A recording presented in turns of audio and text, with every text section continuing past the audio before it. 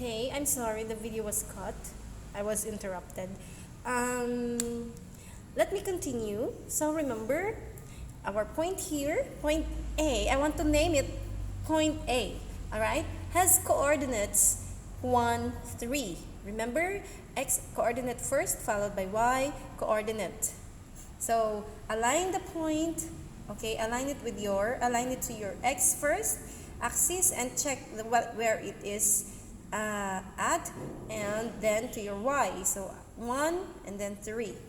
Okay, so all the points here in the first quadrant are all positive, while in the second quadrant, so all the points, if you notice, the x here, the x has coordinates negative, while in the y, on the y-axis, all are positive, right here.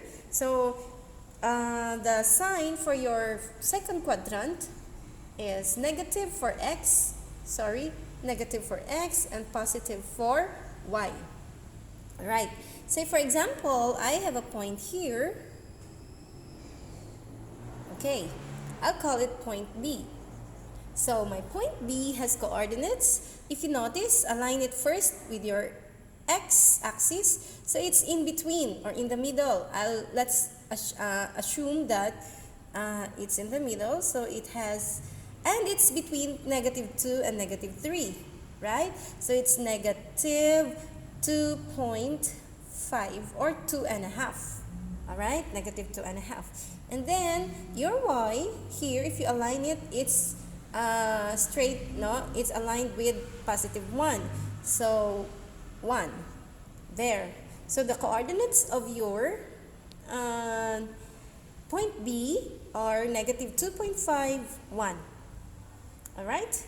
So remember, the points, the sign for your second quadrant is negative and positive. Negative for x, positive for y. Alright?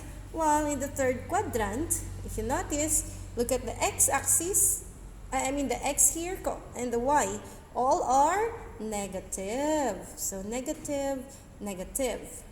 Alright? So that if I have a point here, align it with this. So I'll call it point C. Alright? So point C has coordinates.